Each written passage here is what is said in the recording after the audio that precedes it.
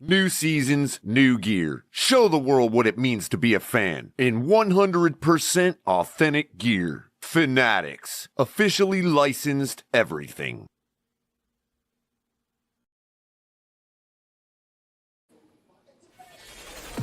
Get ready to dive into a new world of online shopping with the Fins Tailgate. Whether you're a die-hard sports fan or just looking for the latest fashion trends, we've got you covered. With a wide variety of products from your favorite sports teams to stylish accessories and home decor, we're your one-stop shop for all things tailgate.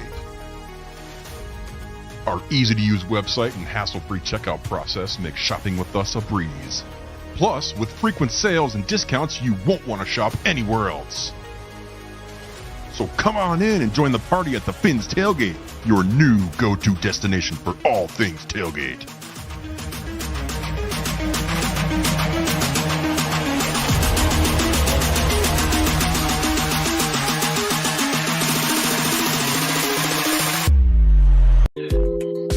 What's up, y'all? This is Chef Jew.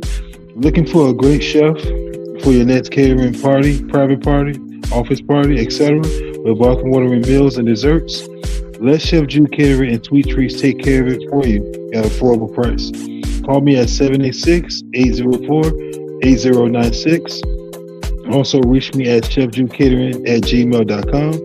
Direct message on Facebook and Instagram at Chef Jew's Catering.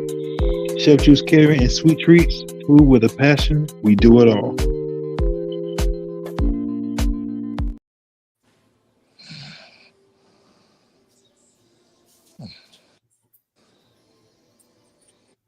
Good morning, guys. How y'all doing, man? Hope y'all having a blessed day out there. Mm-hmm. It is wrestling, and football at the same time, baby. God bless you. Hell motherfucking yeah. Hell yeah. It's game day, and we got some shit to talk about in the professional wrestling world. So you can't get any better than that Shake and Man of the Hour for real. Yes, sir.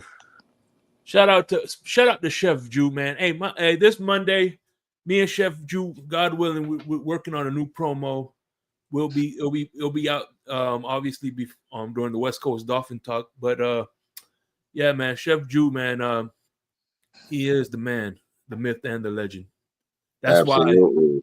That's why we're doing. We switched from W Energy to Chef Jew Wrestling Talk, catering wrestling talk. Man, we're always gonna support you, Chef Jew, no matter what. Absolutely. Unless you become a Bills fan, then you're dead to us. Oh shit. Oh man. So where should we start, gentlemen? We can start with wrestling and then work our way into the Dolphins, or how you want to do it? Hey man, hey this yeah man. You I know, mean, Like I told my wife on my honeymoon night, I'm down with it for whatever. right? All right, well, we'll start it off with WWE and the release the non re-signing of Karrion Cross or Killer Cross and his wife Scarlett. We can start off with that and how they're trying to downplay the fans and actually taking signs from the fans at last week's Raw.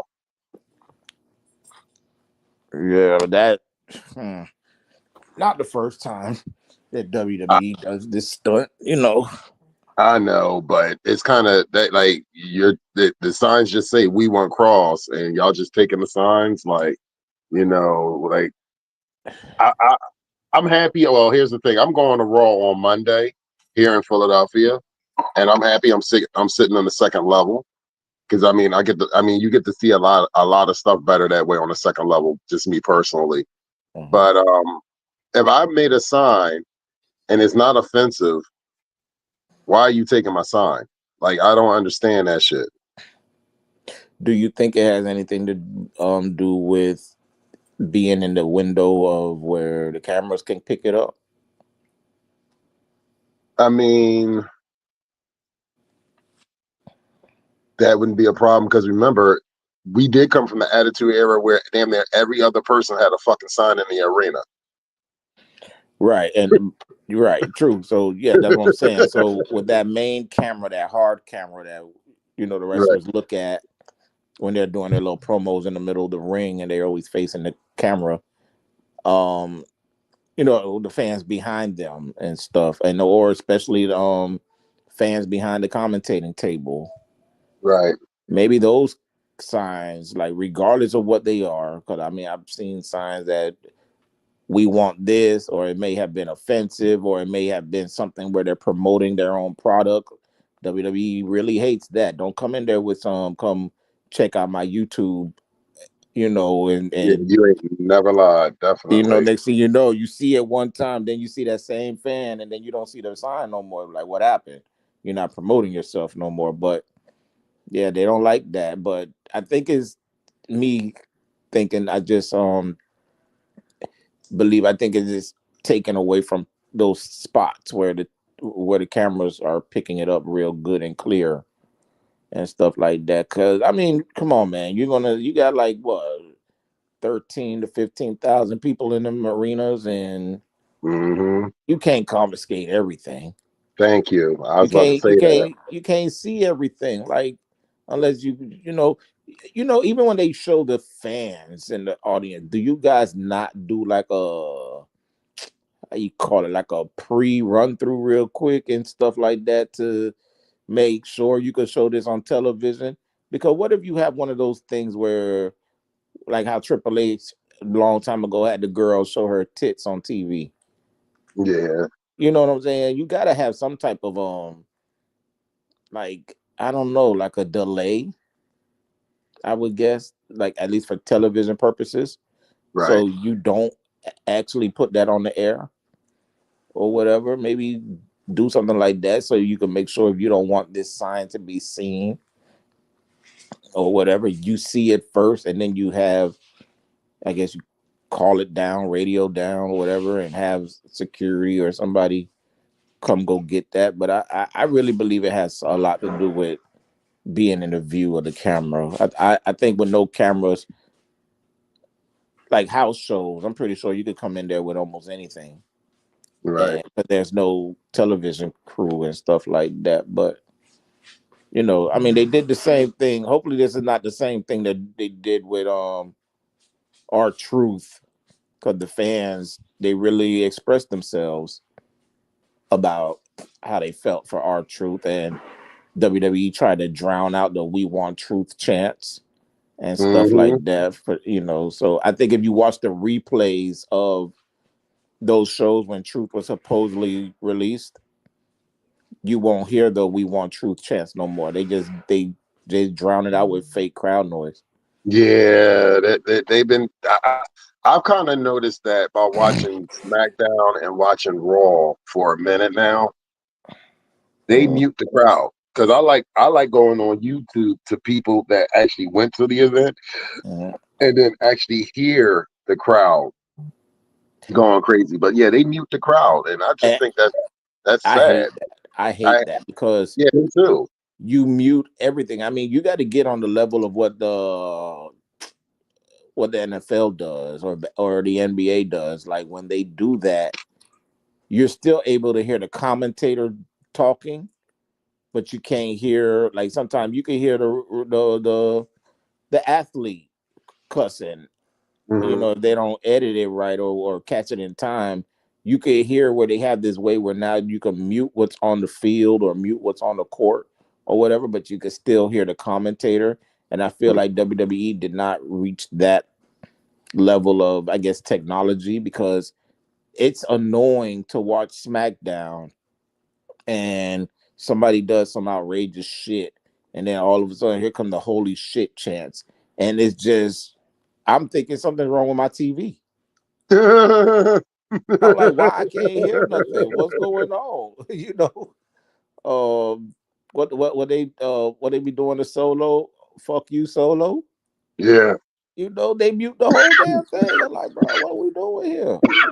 Hey, by the way, shout out to Papa Paul who got himself an Insomnia shirt.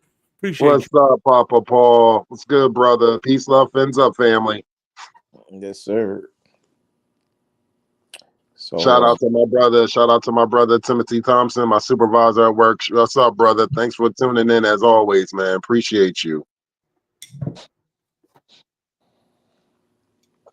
But so we got that, and then now the mysterious question, the smoking gun. What has happened to Naomi, and what do you guys think happened for her to be out of action for a long time? Oh, I mean, the only thing that came to my mind was because she's not getting stripped of the title. Right. Maybe it's a significant injury, but not significant enough for her to lose that much time. Unless it's just a WWE thing, I'm just gonna keep her off TV right now, or maybe, I'm just gonna be funny with it. Maybe she's taking speech classes to learn how to say Stephanie Valkyra's name, because she trashes this girl's name every Oh my time, bro. god. Yo, that was funny. Stephanie McCullough, whatever your name is, I started cracking the fuck up. Hey, I was crying. I said, yo, Naomi is funny as shit. But I'm gonna be honest with you guys. I wouldn't be surprised that she might be pregnant, yo. I mean, that's been the thing of her, the talk of her trying to do. Her whole thing of this championship run Mm-hmm.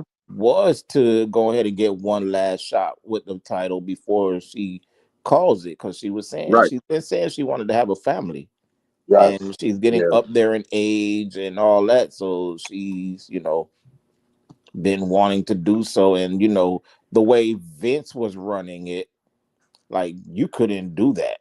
Like, No. they wanted, Vince owned your life. Like, you couldn't get pregnant, and if you did, I mean, certain people did.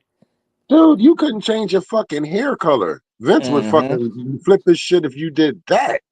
Yeah, because if you was blonde, you better come in blonde, or turn to a blonde. Like, look at when Rhea Ripley first came in. She was blonde, and Yes. they changed it to black. Well, she said she changed it to black, Right. according to Hey, her. But I don't know. Maybe Vince had something to do with that as well. And real quick, did you hear the? I'm sure you guys did, but did you hear the guys the story about how Jim Cornette left the Vince? I don't know who it was. Somebody in writing WWF. Fuck you, fuck you, goodbye. Yeah, that was Jim Cornette. Yeah. So that shit was funny because one of the WWF talents that he was grooming had long hair, and they shaved his head. And he was like, "Hey man, listen, I could have did a hair match, got some good traction with it, but instead you fucking did this, and now what I'm saying, they could have got a good storyline out of that shit. Hair matches will always bring ratings. You know what I mean? Especially if it's somebody you hate. So you would love to see them go through that. You know, like Vince did it. You know, Vince with the WrestleMania with Bobby Lashley And Trump, against Right. and Bobby and come on, man, the Samoan dude, Umaga. Your manga, yeah. Yeah, Rest so in when peace. that happened, and I knew Vince was gonna do it because Vince is that type of person. He'll take a bullet for the company. You know what I'm saying? So yeah, he took the stink face for the company. Come on. that's what I know. That's what I'm saying. So he'll take a bullet for the company. So when it came down to that situation, I'm sure a lot of people would have loved to see Donald Trump get his hair cut, but it wasn't going to happen. Vince was going to sit up there and be the guy to have this match, lose the match, lose the hair, come on being looking ridiculous, and wearing stupid wigs. Even Kurt Angle when he lost his hair. You know, Yeah. Undertaker. I remember when Undertaker almost broke character because he couldn't. That was his first time seeing Kurt with that bad wig on, and you could see it during the live segment. Undertaker's trying not to laugh, like he looked, he looked dead at Kurt's head. It's like, what the hell is that? Yeah, and what's funny is another time Undertaker almost broke characters when Godfather was trying to offer him some hoes. Yeah. Oh man, all the time when Steve Austin was sitting there repeating everything Vince McMahon was saying. Oh yeah. Where was Triple H, Undertaker, Kurt Angle, Stone Cold, who it was it Jericho? Yeah, Jericho backstage. And he kept repeating everything. And you could see you could see Undertaker just giving him this look like, I wish you shut the fuck up. Y'all remember when they tried to get Undertaker to do the spinneroonie? Oh my gosh, that was hilarious. Undertaker was not going for it. Undertaker like that. Who do you think I am? Like I'm the Undertaker, bro. I'm not supposed to be doing shit like this. Old school. Undertaker was that old. He was one of those last old school guys that didn't want to break kayfabe like that, and was like, "Look, man, look. I know we all, you know what I'm saying, but and because I mean, think about it. The man stayed in character when he was out of the ring. Yeah, he lived that persona 24/7. yeah. So Was it shit, for a video game or something where I seen a bunch of wrestlers going into an elevator? And everybody was dressed in their, you know, what you know them to be in their wrestling gear and stuff like that. And everybody just mingling around talking. And right? they walk into the elevator. I think it was a promo for a video game back in the early 2000s. And Undertaker, of course, in character mode all the time, with the slow walk to the elevator. He turned around. He got his eyes in the back of his head. And I'm like, bro, really? You just in the elevator. This is not even, you ain't even doing nothing yet. Right. But I'm the Undertaker at all times. Like, and that's why I kind of like now that he can still be the Undertaker, but he doesn't have to be the dead man all the time. Now he can be the badass Undertaker. Cause yeah, I know you say you don't watch NXT, but a couple of weeks ago he showed up on NXT as the badass Undertaker, you know, and it's just, you know, that arena or that little space that they have the ring at, it's too small, so he couldn't come out with the bike, Right. or whatever. So I'm like, oh, here's something that he could walk because he ain't gonna take 3 years to get to the ring. You know, because all the other I'm like, oh, I hate them WrestleMania matches. I'm like, oh god, we're in a football stadium and they're starting from the end zone and the ring is like the 50-yard line and Undertaker has a match tonight. So go use the bathroom, go get your snacks and shit when this match get ready to, because by the time you get back, no matter how long you was in line to use the bathroom or get a snack, Undertaker still ain't making it to the ring yet. Yeah, and I tell you what, the one thing I hated about, especially if you're live and in person, The one thing I hated about Undertaker and Kane's entrances is that you lose a few arm hairs because that fucking fire was so fucking. Yes. You know what I'm talking about, man? Yeah, I'm sure you because know Winters, where because we you were there sat, that one time, man. Holy shit, the flame it's like far away, but damn, you still feel the fucking Oh, heat. you feel that yeah, shit, bro. Oh, yeah. you So definitely, yeah. as far as we were, and we was able to feel the heat, I'm like, what about the motherfuckers who's right there? Mm-hmm. God damn. Like I think I don't know if I was telling somebody the last WW event that I was at was a Friday night SmackDown, and it was actually the first. It was the first Union Center. It's before the Wells Fargo Center, and I was right around the ramp area. And Kane, talking about Kane, Kane was walking down, and they hit the jaw when he gets to the ring, and the flames come up out the pole, out of the pole. Yeah. Man, that heat, bro. I was like, yo. I looked at my boy. My boy looked at me like, "Yo, you felt that too?" I was like, "Hell yeah, man!" I was like, "Damn." You remember So when yeah, it damn near caught the Undertaker that time? I remember that. Mhm. Yeah. Like, Mm. damn, bro, you almost became Kane, bro. Yo, you ain't never lied. Yeah, Literally.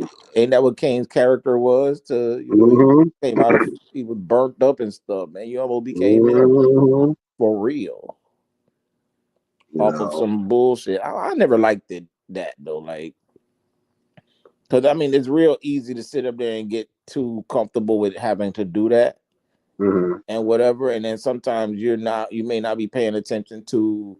You might be just going off of the music and know that this pyro's supposed to go off, but then the wrestler might do some stupid shit and just get in the wrong spot at the wrong time because he's too amped up and into the crowd and stuff. He may get on the wrong post. Right. And just imagine if Jay Uso had that type of shit and he's over there in the wrong corner yeeting and shit, and then the shit just goes off at the end of the yeet shit that he do. Trust me, we've seen some fucked up shit in wrestling. Trust and believe. No, I know. But but back to Naomi, like, yeah, we don't know like what it is, and if she is pregnant, then you're gonna let her just take all this time off with the title because you haven't thought about taking it off of her. I know they would. I mean, my whole thing is, I hope that's not the case. I hope that she doesn't. Hopefully, she's not out a long length of time that she has to relinquish the title. But if she does, I mean, the storyline is set up. The storyline is right there because you still got the Rhea and Io storyline. Io's going through it with Asuka. You can see Asuka's about to turn heel. Like you got a Mhm. lot of storylines lined up. So you got Stephanie Recur, but she's trying to go after Tiffany, but she just want a title, period. So you can interject her in that storyline as well. Oh, speaking of that, okay, SummerSlam. Um, Yes. I didn't like the match, the Tiffany and Jade. I didn't like the way that went. Like, I kind of figure I don't have a problem with the outcome because I think we all predicted Tiffany to still come out as champion, Correct. but just the way they had Jade lose the match, I it was like a back and forth match and whatever, and I feel like y'all should have made Jade more dominant in the match and just get snuck with something and get beat, not So, the moonsault, whatever this shit called that Tiffany does. Because the first attempt, oh, Tiffany almost died because god damn, she just came right down into Jay's feet, bro. shit. I'm like, damn. This is what I think. I'm like, look, I'm a huge fan of Jade. I met Jade, and Jade is one of my favorites right now in the game. WWE, I'm really thinking, and this is just me being hypothetical. I think WWE wants her to be on TV, wants her to be a part of storylines, want her to be that, but they don't like. She doesn't have all like. I don't think they're comfortable with her having a title yet. And the reason why I think they're not comfortable with her having a title yet, she's still limited. Even after being in the game, I think she's going on 2 or 3, close to 3 years now. She's still green. You get what I'm saying? So I think they tried to concentrate on her. Whoever was the coach for the match, and I think Tiffany and Jade came down to that ring, and they probably looked at her strengths. They trying to work on her weaknesses, but they concentrated more on her strengths.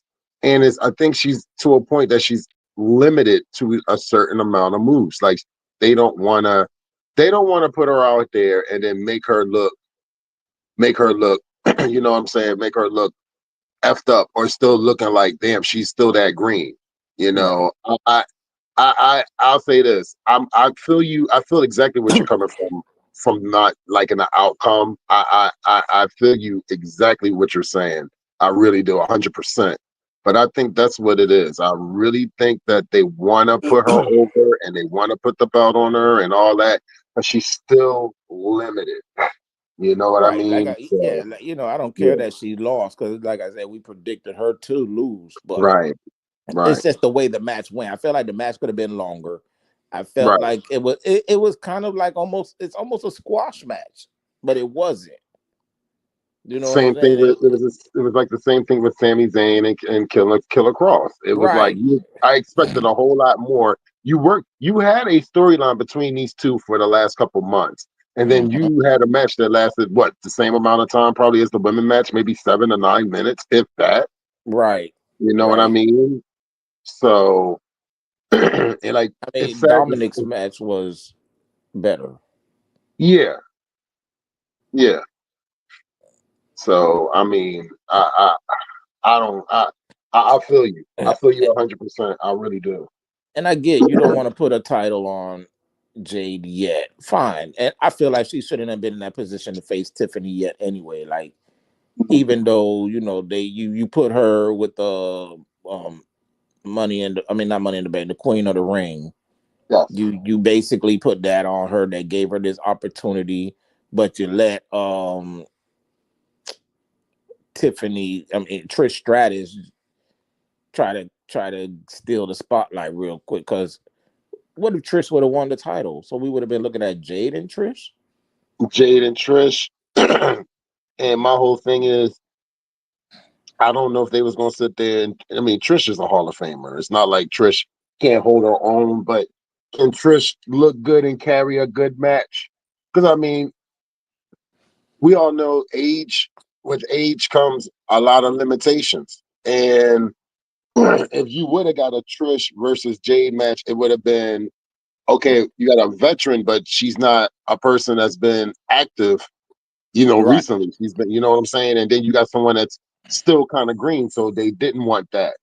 They was not trying to have that. They wanted somebody that's on the roster, active majority of the time.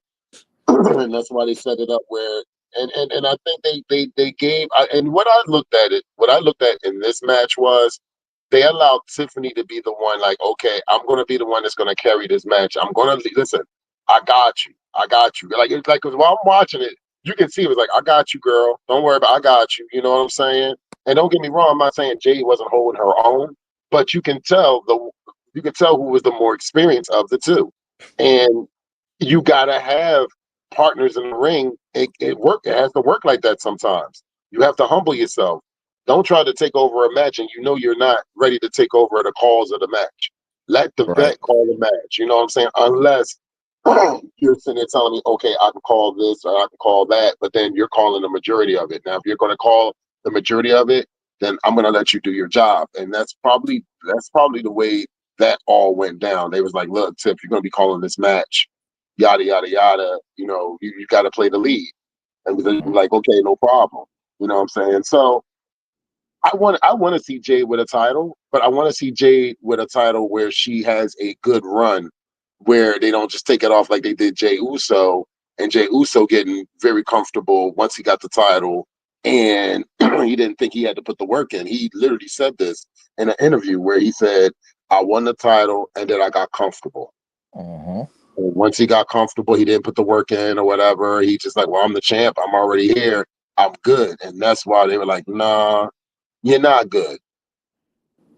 You know what I'm saying? And I like Jey Uso, and it's funny. It's funny. He's going to be here in Philly tomorrow signing autographs, but I don't know if I'm standing in 93-degree weather to get an autograph from Jey Uso. I don't think I'm doing that. So Yeah, I think Jade should have been started on NXT and work her way up and come into the main roster like that. But they teased you with it because when she showed up the very first day of the Performance Center, they showed this. They show her coming to the Performance Center. She's in the audience at NXT. She's making appearances on NXT, and then all of a sudden she's just pushed up to the main roster just like this. And I'm like, and when they did that, I thought she got polished real good right, because I felt like AEW didn't have what it takes to develop a wrestler. So with Jade coming over to the WWE, I'm like, oh, WWE gonna get her right. And, yes, and here we are with as much time has went by and she's still having issues and right, whatever, where she's not carrying the match. She's not, you see glimpses and pieces of it here where she's gonna dominate and whatever, like she's supposed to, because that's how y'all making her look like she's a right, dominating figure, but yet you're also making her look like she's a weak individual too. right. You know what I'm saying? It's like you can't sell dominant. Like at least for me, you can't sell somebody to be dominant and then be just like you said, green in a lot of places, and you're exposing that. You're not even letting her, like, you let her. I get it. You want to sit up there and work on her weaknesses, but in big matches and stuff like that, like why isn't she wrestling like almost every week on Raw or whatever? Like she's not on TV like that, except to do little promos or maybe Right. come get in a little scuffle or something like that. But other than that, she's not really wrestling on TV and stuff like that. And I feel like, if you don't get the reps, how are you supposed to get better? Agreed 100%. I agree with you 100%, definitely. The Performance Center is only going to do so much. It's like studying for a test and you still fail. So it's like you got to put her out there and whatever, not just put her in these. Because, like I said, before the match at SummerSlam, we just seen what Tiffany come save her, and we've Yeah, seen her come save Tiffany. So it's like, okay, typical WWE shit right here, where the opponents will save each other and then use the bullshit by saying, "Oh, we don't want to. I don't want you to make any excuses when I beat you for the title. I don't. I want you to be at your best. I want you to be 100% and whatever." And they were. They both was at the 100%, but I just felt like y'all should have did like Tiffany should have gotten the old Ric Flair treatment. yeah, I agree. Ric Flair gets his ass kicked the majority of the match against Luger or something. And all of a sudden, I'm just going to cheap shot you, find a way to win real quick and get you out of my way. There That's you what I go. think. But they didn't want, but I think they're trying to keep Tiffany as the face, instead of like, I feel like, Yeah, I yeah. feel like she's better heel. She is. She's definitely a better And isn't that heel. what happened? Wasn't that the case with John Cena where he would get his ass kicked the whole match and then at the end he find a way to win? Exactly. Yeah. And that's not what they do here. At least in that match, like I said, it was a kind of a back and forth. I feel like you should have let Jade dominate that match. Tiffany get hers here and there, but Jade is the dominant person, but Jade still loses. That's I what I'm agree with saying. that. That's what they should have done. And we got a special guest in the back. You can catch him here on tomorrow morning and Wednesdays. My brother from another mother, Mr. Papa Paul. Hey, Papa Paul, what's up, brother? What's going on, gentlemen? Just figure I'd pop in for a second. Oh man, well, we're gonna switch it to Dolphins. We're gonna switch it to Dolphins football in a little bit because we definitely want to talk about today's game. You know, we're gonna be on until about we're gonna be on to about 12:30, Shake. Yeah, we'll do that. We can do that. So I'm dressed and ready to go. listen, I think we all are. I think we all are excited to see what the Dolphins are going to do today against the Detroit Lions. And I keep telling everybody this is fucking preseason. Stop fucking wigging out. Yeah. I mean, damn. Like I've been reading all over Twitter or X, Instagram, Facebook. I mean, dude, calm down. Like we are going to figure this out because I'm going to be honest with you. We don't have no control of it. The only control we have is the remote control. So that's the only control we have as Dolphin fans is either you're going to watch what's going to go down or you're not going to watch what's going to go down. So that's a whole conversation you need to have with your own self. But I know as me as a fan, I watched the 51-point blowouts. I've watched the games where we sat there and lost in the first fucking punt. So listen, if you're a fan, you're going to be a fan. If you want to sit there and shut it off, hey, be my guest. But stop wigging out on preseason. I am not wigging out about today's game. The only thing that I pray for is no injuries on on either side or either team. That's what I sit there and told people from the gate, and I'm stand by that. I don't want to see anybody else get injured, but we all know that is a part of the game. 100% facts. Yeah, for real. It's like what my dad told me. A laugh and the world laughs with you. Cry and I'll give you something to cry about, you son of a bitch. Yeah, for real. Like, yo, your dad and my dad have known each other. It's just like wrestling. You know, you don't want to see anyone get seriously hurt in wrestling either. Right. I mean, there's accidents that happen and stuff, but when some of these guys get hurt as bad as they do, you're praying for them, no matter what side of the ring they're on. You know, well, that's what we unless you're in Philly, and that shit. I'm sorry, that shit still pisses me off when Michael Irvin broke his neck and fucking. Oh, dude, Philly is vicious, bro. I just like I'm gonna be honest with you. I can tell you a backstory on that. I was working at Philadelphia downtown Marriott actually when that happened, and I remember that game because the Cowboys stayed at the Marriott that game, and I'll never forget when it happened because I was at work when it happened and people were cheering and I'm looking at people like, bro, that's not cool. Like, how are y'all cheering somebody breaking their neck, bro? Like, y'all hate. I mean, I understand you dislike the Cowboys, but you dislike them that much where you cheering a man's like livelihood. Like, that's a problem, and I have a serious problem with that. You know what I mean? Yeah. So. I definitely, I tell you, and it rightfully so, Shake, it should bother you. Because, I mean, I live here, and I tell people, I'm like, I don't know if I'm to a point where I'm cheering for someone's downfall and their life might not ever be the same again. Like, I'm not cheering that on. No. Yeah. Hey, as much as I hate the Bills, I will never root for for Josh. Anything to happen to Josh Allen or any Buffalo player for that matter. Look, I respect the Buffalo Bills for donating so much money to Tua's fund after he got injured during that game, and actually, Shake, on that, I remember going on to Buffalo's news to watch the reaction of the players, and the players was even saying, everybody wanted him just to slide. Nobody didn't want to hurt Tua. It was no intent to hurt Tua. And if you look at it, and like I forgot what player was talking about it, but he clearly said, we wanted him to slide. We don't want to hurt nobody, and we knew the history that he has. So the last thing we wanted to do, they said Tua is a great guy. Anybody in the league always says that Tua is one of the most lovable people in the league. And one of the most lovable people to be around. So nobody would want to actually intentionally hurt this man. But it's a part of the game. And you know what's funny is his biggest critics all say, "Listen, Tua's. Look, I don't like him as my quarterback, but as a person, that's the type of person I would want my daughter to marry." Yeah.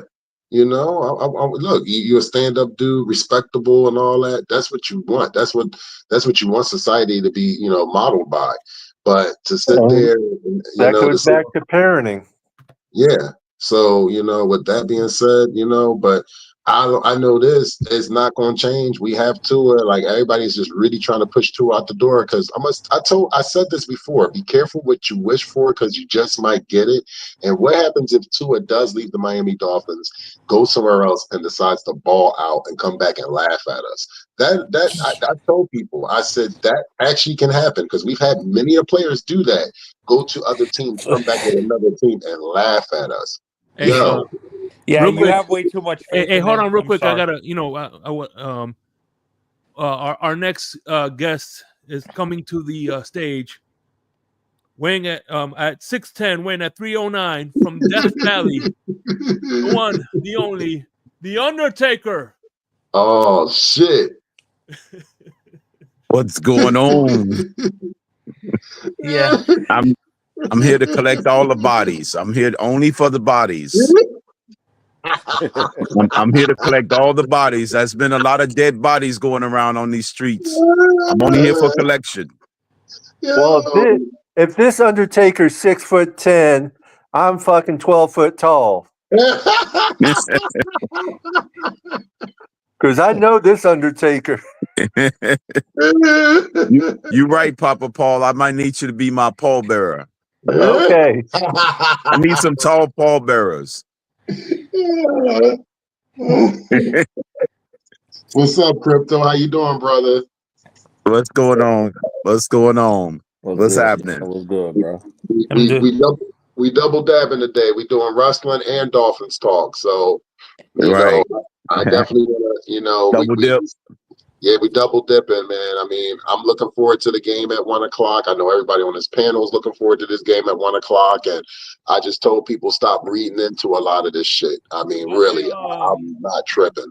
Hey, also, real quick, number one, none of the stars are playing today, and number two, and it goes both ways. You know what I'm saying? Like Crypto always says, don't fall for the banana tailpipe. Everybody, oh man, in preseason, like we did with Skylar Thompson, Reese, and all these guys, they make 2 or 3 good plays, and all of a sudden they're like the next, Michael Irving or Brett Favre or whatever. So it's also saying this ties from to the the other beginning. guys as well. You know what I'm saying? You can't be too high and you can't be too low.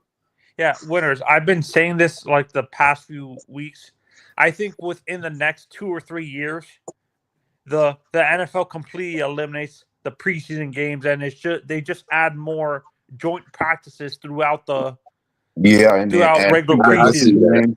Yeah, I see that too. I could see an 18-game season with no preseason and joint practices being in the summertime for the month of August. Agreed, 100%. Whatever's going to keep the money going, especially here in Philly where they're charging $17.75 a beer. Yeah, I can see that. Damn. Oh, that's what they hear. They charge $17.75 for one can of beer. Damn. In Miami, I bet this is why I don't go to sporting events. They're ripping you off for a beer that you can get at a bar for like $9 for a can, but yeah, much cheaper. Oh, shit! If I'm paying $9 for a can of beer in a bar, it better be a strip bar. Yeah. No, the bars I go to are like these really nice, like, I go to a bar with my brother that's the reason why it's expensive is because they usually, this is like in a rich neighborhood and stuff like that. I don't care where it's at. It better be a strip bar. So, winners, question about wrestling, actually. Since I missed half of the wrestling chat, but me and a friend of mine were talking about this recently, actually, about with WWE and the rumors that they're actually trying to convince TNA to like move to Wednesdays or something like move from Thursdays to like Wednesdays or Tuesdays or something like that. And if they do move to Wednesdays, I actually was telling him this. I think what happens is they try to get him a TV deal with USA and stuff like that, and then they move AAA to Thursdays, and have it on like CW or like a Sci-Fi or something, like one of these channels that uh or like on a streaming service, like putting them on like Netflix or something like that. What are your thoughts on that? So here's the latest on that. I'm Anthony, I'm so happy that you brought this point up because I wanted to talk about this a little bit. So the word on the street on a few wrestling sites that WWE might be interested in buying TNA, but first there's the first gentleman, I forgot what his name is, but he is the former owner. He's the Lorenzo former Fertitta. owner of UFC. He was the Lorenzo one. Fertitta. Yes. So he is interested in buying TNA. And then if he buys it, he'll probably work out a deal with TKO. Then they'll sit there and maybe take it over or run it or whatever. But what's happening with that is this is the craziest part. So that gentleman, right? Say if they offer, just hypothetically, say if they offer like $10 million or $20 million for TNA, the WWE and TKO can counter it. So meaning that that's we could buy that for that much. We want to buy it for this much. So they can sit there and drop the price up to the point where he can't buy it, but they can because they have that type of money. So there is rumors that if it does get bought out, that they would like to go head up against AEW on Wednesday nights. But I'm gonna tell you this: you know what? At the end of the day, guess who wins? Us as the fans. So there's fans saying that this is just WWE's way to try to drive AEW out of business. Absolutely, and rightfully so. They just so here's the deal with that. Recently, last week, that UFC is moving to Paramount Plus and a $7.7 billion deal that they just signed with Paramount. So you got that. Then you have ESPN now going over to ESPN starting in January 2026. They are already on a few networks. Plus, they have Netflix. So what they're trying to do is they're trying to corner the market. So if the deal with Warner Brother Discovery with AEW, once that runs out, they're trying to corner the market where AEW doesn't have anywhere to shop their shows. We all see that, and at the end of the day, I'm like this: WWE can sit there and do whatever they can, or what to sabotage or satire or saturate AEW. It's going to always be a market for AEW. It's always, I mean, people don't understand that AEW television or AEW that HBO Max deal is for a nice bit. They are actually on New Japan's app also, so they get. So if you get New Japan Pro World.com, you get that app, you get AEW programming also. So and they're on YouTube just like today, later on at 3:00. Triple Mania for AAA is on at 3:00 today on YouTube. So at the end of the day, I'm not hungry, Walla. yeah, for the end of the day, WWE is going to try, and TKO, they're going to try to saturate the market and monopolize the market, but there will always be room for AEW. It's going to. Yeah. So, because the big difference between WWE and AEW, Tony Khan's money is Tony Khan's money. Triple H and them had to get TKO money. It's a big difference. And Shao Kahn and Tony Khan got enough bread to be able to cover a lot of shit. They're fine. They're really good. When you own a football team overseas and you own the Jacksonville Jaguars, and that's only two of your adventures with other adventures that you have going on all at the same time, I think they're pretty good. I think they're going to be all right. Yeah, man, Khan is worth only $13 billion. That's only 13 billion. That's kind of easy to say. Oh, He's I'm sorry, only 13.9. Yeah, 13. He won't be able to pay the mortgage with that shit. Yeah, right. Not enough to pay the mortgage.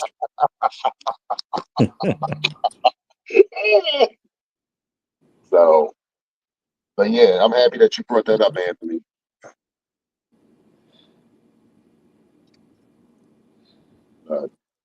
I mean, we can talk about the game because we got about a half an hour left on this podcast. So if we want to start talking about Dolphin football, we can start with that right now. How much playing time? You said they're playing the first half, the starters. Somebody said no starters are playing today. I would think this will be the game unless they switching into the last game. I would think this would be the game too. This would be because the last game is going to be a lot of the scrubs. Yeah. Yeah, I thought it would be this game where we'll see all the starters for one half, and then the rest of the preseason is nothing but just backups trying to make the team. Yeah, that's what I feel the same way. They should be playing starters today. Yep, at least for one half, and then that second half, and then the whole entire third game be nothing but just people trying to make the team. Yeah, I agree with you on that. That's how it should be. Yeah. And winners, to me, this is where I disagree with the dirt sheets a little bit. Like, I think they're blowing it out of proportion, to be honest. I think, like, it's not WWE's fault that Tony is not negotiating right for, like, it seems like he doesn't know how to negotiate these media deals and stuff like that. And that's why it's like, I think that's why it's AEW fans that are going on these boards that are like the hardcore AEW fans that are saying this, that WWE is purposely trying to. I don't think they're purposely doing that. It's a business move, but it's not their fault. AEW doesn't know how to negotiate TV deals and That's stuff not like it. that. That's not it. If you look at TKO, they just sat there. Remember, TKO went and bought UFC first. Then they bought WWE, and now they have a boxing deal also with Turk. So with those three, they're definitely trying to monopolize the game of boxing, wrestling, and UFC and combine them together. They are definitely trying to monopolize everything. They're trying to be a big ass bully in a corporate world and trying to corner the market. So I have to digress and disagree with you. Nobody is overshadowing or overthinking and blowing anything up. A blind man can see what the fuck TKO and WWE are doing. So he's basically trying to be Vince in the territory days, where he basically bought out every territory. Basically, the guy for TKO is trying to be Vince in the 80s and 90s and stuff like that. It's worse. It's worse than what Vince did. This is worse. Like, you got to think about it. Have you ever seen tables with sponsorships on it?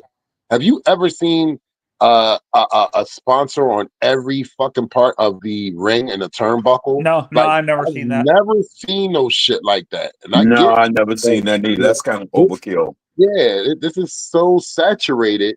It's kind of like so it's kind of like boxing. Yeah, basically, yeah. Last night on SmackDown, King of the Hill smacked right in the middle of the ring.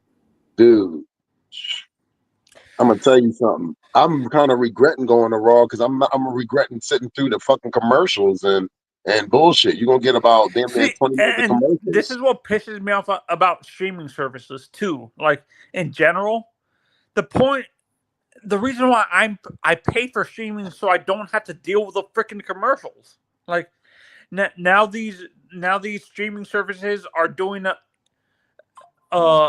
forcing at commercial ads now. Mm-hmm. Like, it's basically becoming cable.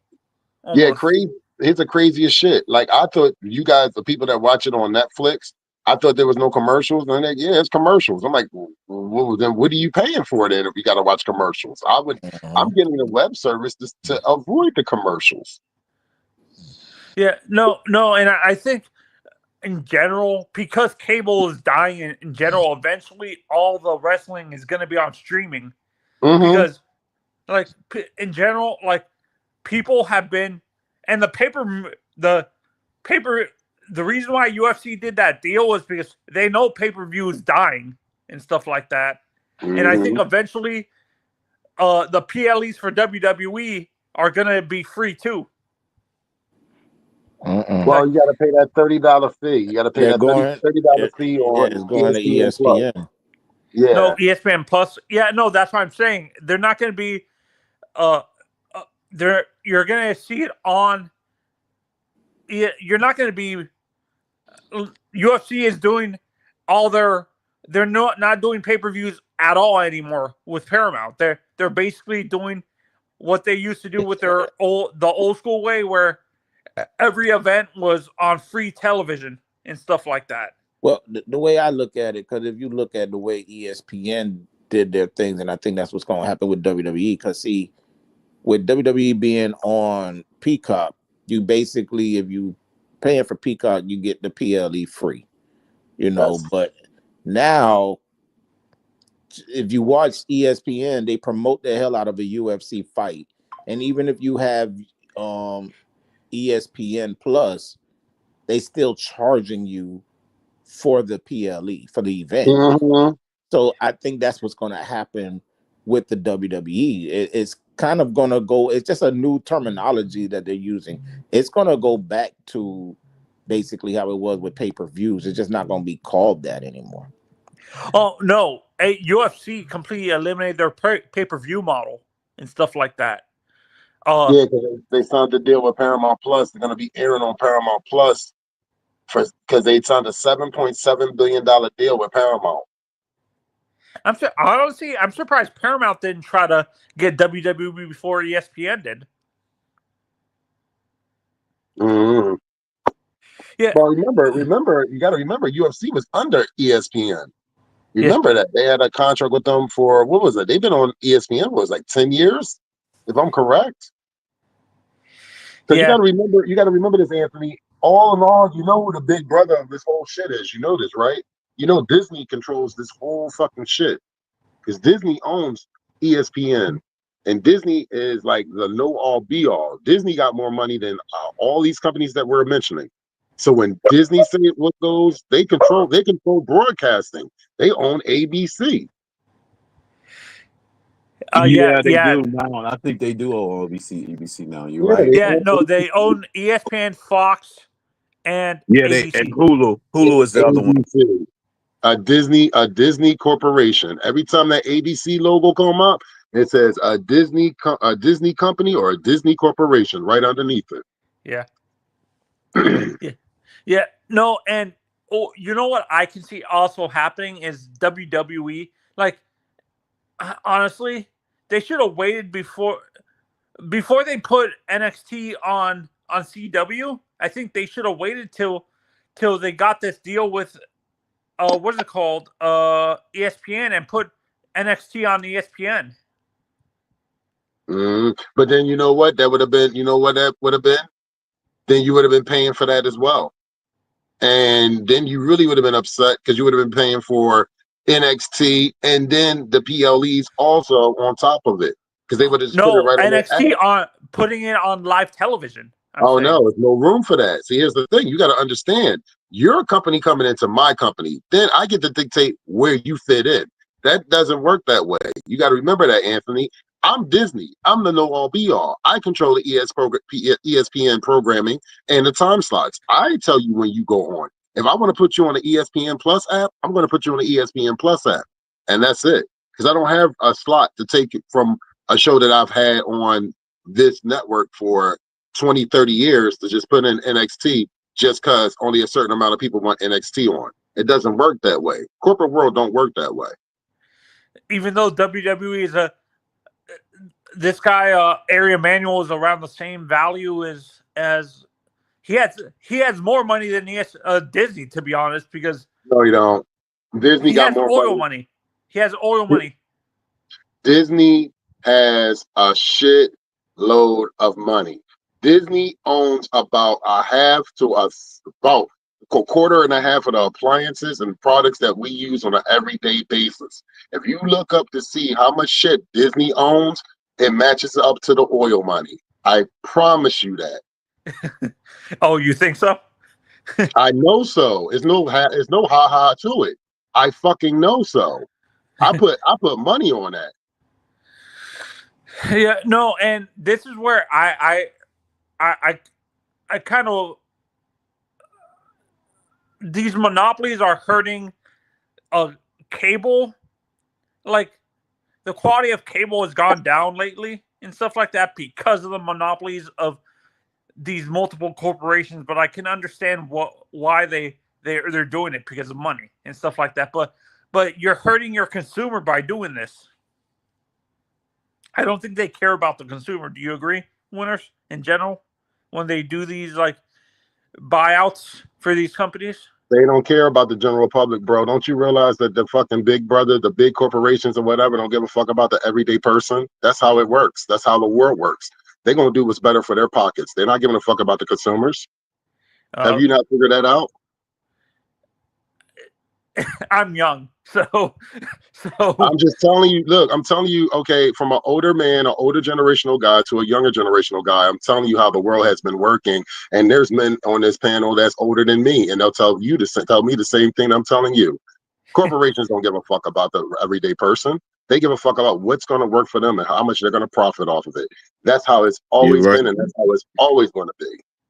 It's always their bottom line, especially if it's a for-profit organization. Yeah.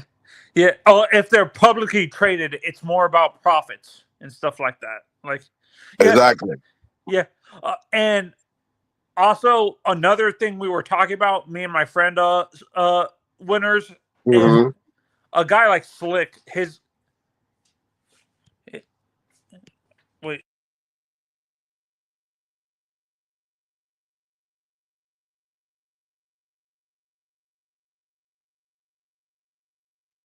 Sorry about that. Sorry about that. What I was saying is, we were talking about Slick, and he was telling, as a black wrestling fan, he was telling me that he feels a guy like Slick was just a caricature of the black community. Do you guys agree with that? Or, like, we answered this before. I don't. So why are we refurbishing the same question about 2 weeks later? I don't. Like, it's been a while. I'm so sorry. So with the AAA thing, do you agree that they might put them on TV, or do you think they just keep them like on a streaming service or something like that? Winners.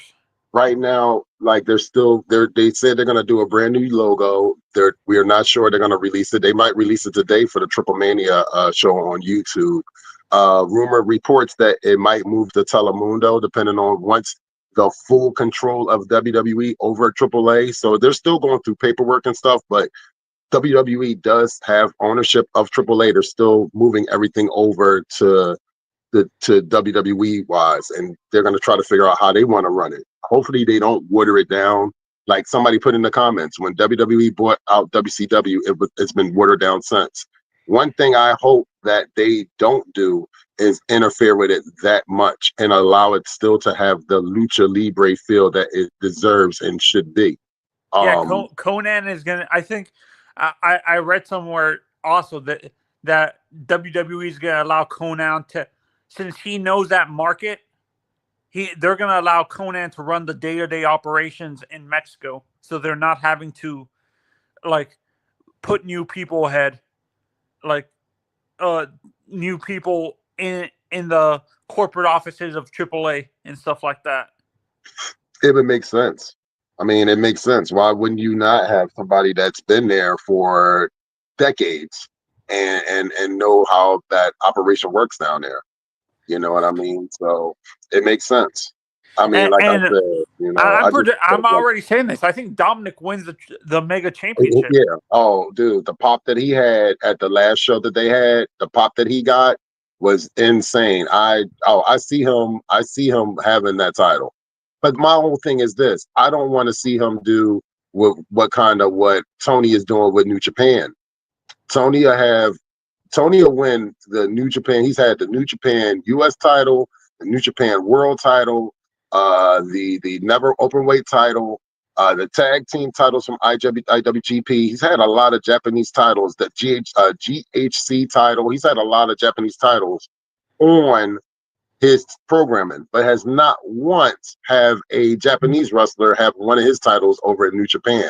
And I have a problem with that. And I hope they don't do the same thing in WWE with AAA, where a lot of their wrestlers will start holding in their titles and taking it away from the talent that's already there. I just don't want to see You know that. what I can see happening? They're not going to give them the let's take out the major titles. I don't think they're going to allow AAA wrestlers to hold the WWE title or the World Heavyweight title.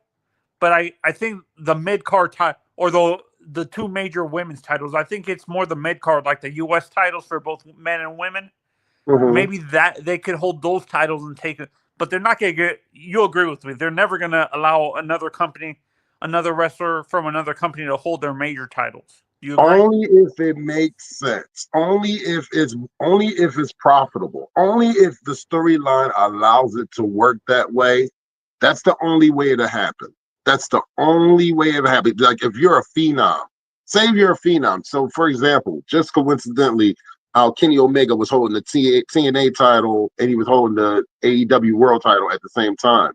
It made sense because it got ratings. It got ratings for not only TNA, but it got more ratings for AEW, and it made sense. It put butts in seats. It made people sit there and pay attention more to the television, and at that time, it made people watch TNA and AEW to see what was going to happen because that was kind of a forbidden door type situation.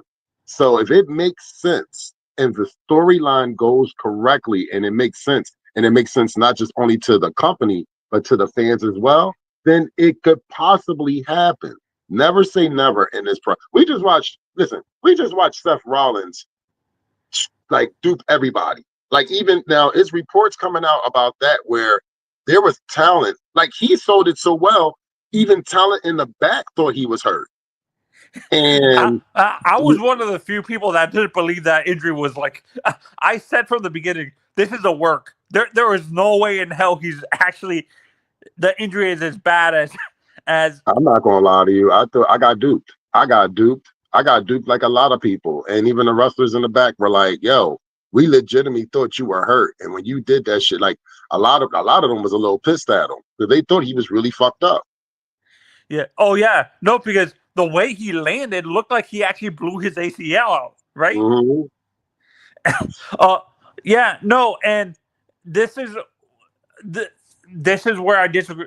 Like TNA fans are actually getting mad now that NXT wrestlers are holding their titles, and it's basically, it feels like, I know there's stories going on, but they feel that you're letting a competitor from another company, another brand hold their titles, and you're not allowing a guy who actually worked their whole a woman or a man in that company who basically had the company on their back before the sale not hold that title. Like Mike Santana earned the right to hold that title, then a guy like Trick just walks in and takes the title.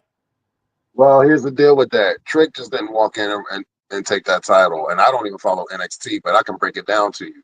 Trick Williams is one of the most up and coming rising stars right now in professional wrestling. And they know that they feel like this.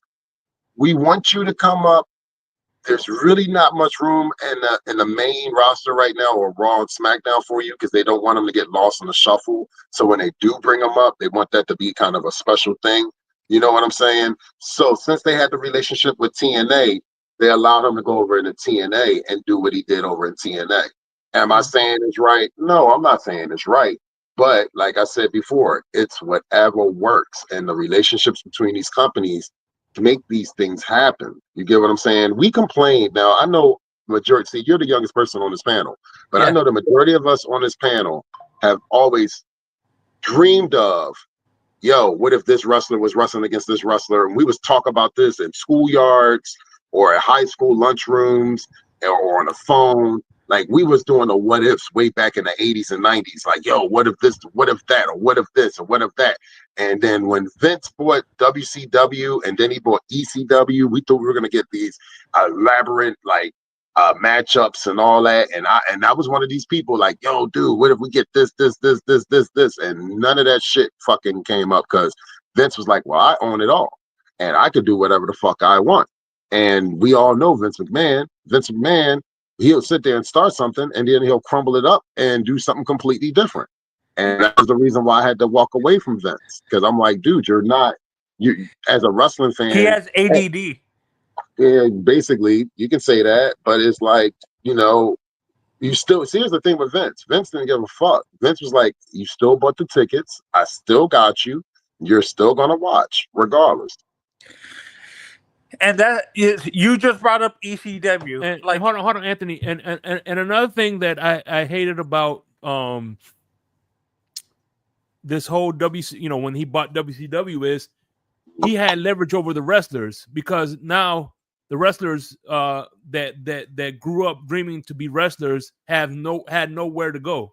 So if, let's say, for instance, he got into a dispute with a wrestler. Okay, I know I have WCW to go to. Now it's like now the wrestlers are walking on eggshells, because it's either WWF or nothing. But now that we have other promos going on, it's better for the wrestlers, because now they have a little bit more freedom, if you know what I mean. Shit, they got the most freedom ever as possible. And now what's crazy is, like, Matt Cardona, you got people like Matt Cardona, and you got other people like Killer Cross, for example.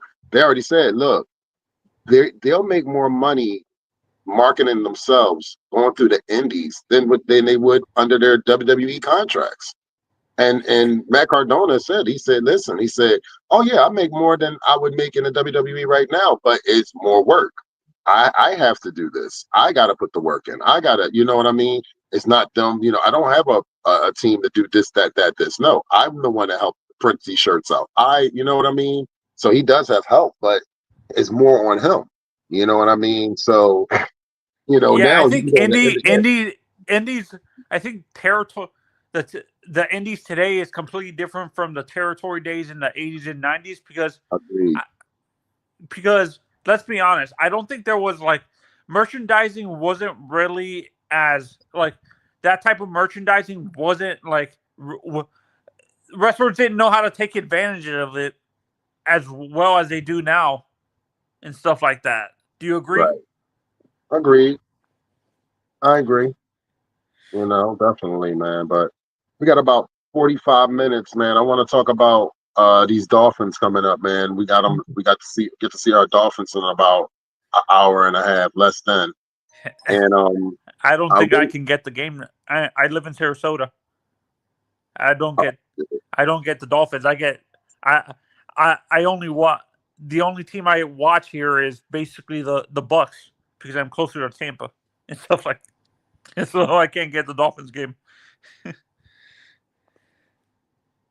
So, I mean, I'm watching it on a site that I ain't gonna put out there, because I ain't trying to get nobody.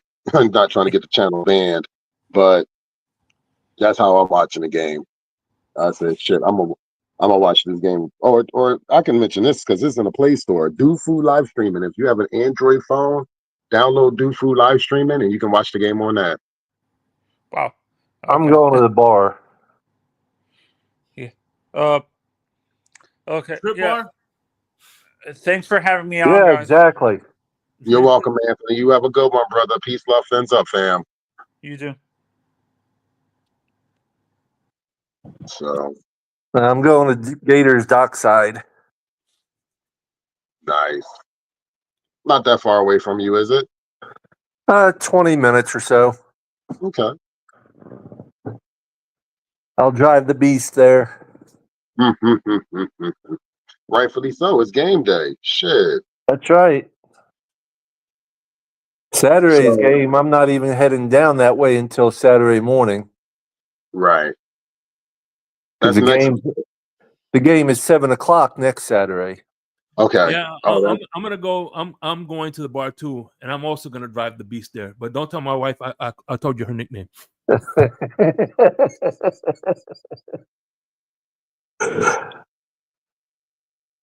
Yeah, I see your wife and I say, "How you doing, Beast?" And she's gonna look at me like, "What? Who the fuck are you?"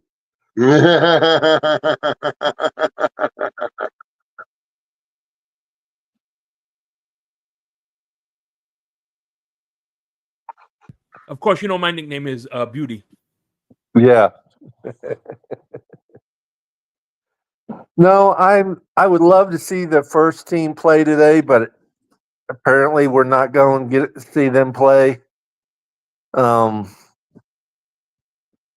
think they need to play personally. Agreed. But I'll be happy just to watch football in general. Yo, listen, we got the Dolphins against the Detroit Lions. We have the New England Patriots versus the Vikings. We got the Colts against the Packers. We got the Eagles against the Browns. We got the Panthers versus the Texans. And that's all 1:00 games. We got the 49ers versus the Raiders at 4:01. Then you got the Ravens and Cowboys at 7:01. The Rams against the Chargers at 7. The Jets against the Giants at 7. Tampa Bay versus the Steelers at 7. And the night game, the actual last game, is the Broncos versus the Cardinals at 9:31. So we got football, guys. Yeah, I'll go to the bar to watch the Dolphins game. Then I'll come home and watch some of the other games, so I can have a lot to talk about tomorrow and stuff. Definitely. Oh. What do you guys looking forward to this game? What are y'all looking forward to seeing? I want to see our second stringers really just step up. I don't care what position it is. I want to see them step up. Mm-hmm. I want to see them, next man up. I want to see that. Tell me that you want to play this game. Tell me, you're not just there for a check. I know one thing, Zach Wilson. I keep saying Zach Thomas. Zach Wilson needs to wake the fuck up. I will say that because I watched the highlights and I did watch last week's game. Man, Yep. that was horrific to watch. You ain't kidding. Like what the fuck, man? Like, damn. Like every moment, every time I look, I'm like, this dude's like either hitting the ground or he's throwing a short pass or something. I'm like, Or damn. throwing it away. Yeah. Yeah. And I'm not gonna be hard on our rookie. I'm not. He's a rookie. He's a rookie for a reason. But damn it, Yeah. you guys, I'm definitely gonna talk my shit to the guy that's been in the league for the last 3 years. I will say that. Yeah. Oh yeah. By the way, I want to see Dan Campbell bite McDaniel's kneecaps. Stupid as shit.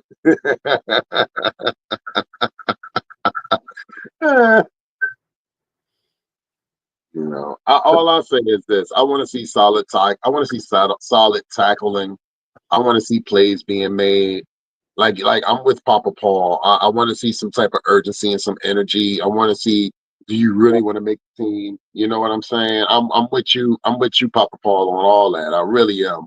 Because I've seen a lot of missed tackles that we should have made last week and stuff like that. And we get a goal line situation. We have to learn how to pound the rock. We got to. You cannot keep passing and don't have a running game. And you're the coach that's known for running the ball. Yeah. And you haven't been able to do it here in Miami going into your what? Fourth Year season? Year five? He was a run game coordinator. That's what I'm saying. And that's what's fucking me up, Shake, where how are you a run game coordinator and you're known for excellent running plays and stuff, and you can't do it here? That's a problem. That's a major problem. Now, I know they say our first stringers aren't playing today, but I wonder if some of them are like Patrick Paul.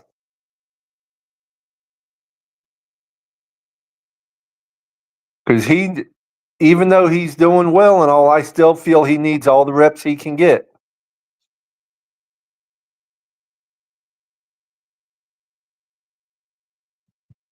I wouldn't mind seeing some of the starters out there, but if they're holding the starters out due to the fact that they are fearing them to not get injured in a game like this, I understand that. So if they are resting the starters and he is not one of the people that's out there, I understand that. But my whole thing is this: y'all better be busting y'all ass in practice and all that. And you do need to have. I do say you do need to have at least a couple reps, a few reps, and then go to the sidelines. I understand you don't want people getting injured or whatever, but you got to have a couple reps. There's nothing like game day play than practice. It's like apples and oranges. Yeah. No, I agree. All these guys need all the reps they can get and everything, but it's practice makes perfect. And if you're not out there practicing, what the fuck are you doing? Right. You know, you practice like you're playing. Mm-hmm. Yep. Just like a regular game, you know, just like in the movie Rudy.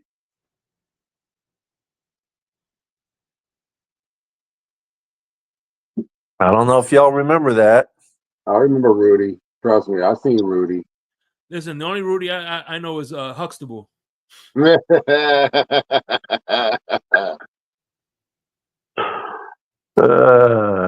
Shake, shake, shake. So yeah, I'm gonna be watching the game, and then I'm gonna some way, shape, or form start watching the Triple A Mania at 3. So I'll probably be watching the game on my computer and then watching the Triple Mania on my phone, and then switch it over to my computer because I want to watch that as well. So, and then I'll probably watch some of these 7 o'clock games, and then I got the Phillies coming on at 4 o'clock. So I got a whole day of sports ahead of me. Yeah, man. Yeah, man. I tell you, I can't wait for October because October is the one time of year. 2 things I look forward to October. Number 1, the humidity leaves Florida and the grass doesn't grow as fast. And number 2, man, every major sport is playing in October. So Mm-hmm. the only time of year. You got football, basketball, baseball, and hockey. I bet you it's gonna be a lot cooler too around that time, right? Oh, dude. Well, I'm gonna tell you the way the temperature's been going up and down, and the way things have been in this earth, bro. It's still been hot in October here in Philly, bro. It still can get humid. It can still feel like it is right now, which it's overcast. It's about 83 degrees, but it feels like 90. So the weather up here further north up here, it starts off hot and then it just drops. There is no warning. there's like one day it's like 80, the next day might be 50. Well, Winters, I'm going to throw this out to you, and I know because I know your finances are tight and everything, but I have an extra ticket and an extra bed at the hotel for fan club weekend. All right. I'll definitely let you know, brother. I'll definitely let you know. So I appreciate that. And that's on me. All right. So it's up to you. I'll let you know without a I doubt. I know you will. I'm just throwing it out there for you. I appreciate it. Yes, man. He's just putting it in the oven, see if it cooks. And it's going to cook one way or another. It may not come out raw, but it's going to cook one way or another. Hey, by the way, another one too. Another person, you might, because he has some unfortunate circumstances, but now I think he'll be able to attend the game. If Winters can't go, Mr. Polk will be another person that will be awesome to offer the ticket to. He's never been to a Dolphin game. I didn't think he wanted to go to the Dolphins game. Well, he couldn't go because of his mom. Oh, his mom's passed then? Yeah, unfortunately, yeah. Oh, I'm sorry. So I think he'll be able to now that it's just a thought. Maybe he may not want to go, but at least I want Yeah, no, most definitely. I'll offer it out to him too. Please do. You know what I mean? Because I've been to a Dolphin game, and brother, you know I appreciate you, but you know what? I would love for him to be able to go because he's never been to one, and you know it would be nice for him to sit there and see everybody and be around everybody, and especially the TFTG crew and the West Coast Dolphin crew, and you know all the people that he's probably talked to on the podcast and different things like that. It would be lovely for him to get out there to meet everybody, because I know a lot of people would like to meet him as well. Hey, listen, I think I'm speaking for everybody on the panel when I say, man, I have nothing but love and respect for Mr. Polk, and I think he's a great human being. Yes, he is. He is. Definitely. What's up, Lance? What's happening? We trying to get my face off of this. I don't want to be scaring everybody this early in the morning. Too late.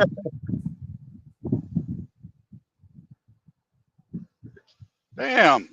How do you take it off? The camera. Hit the camera. Hit the camera button. There you go. Yeah, that's better. So what's happening with you guys? What we talking about? Right now we're talking about Miami Dolphins football. Hey, by the way, Lance, if I want to see your face, all I gotta do is Google two and ear. It's a good thing I don't know where you live.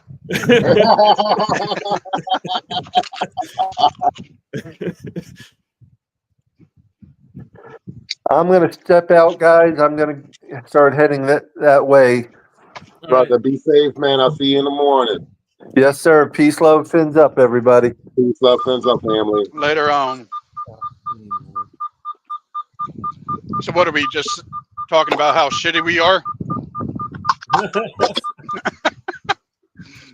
How we're only going to win 7 games this year?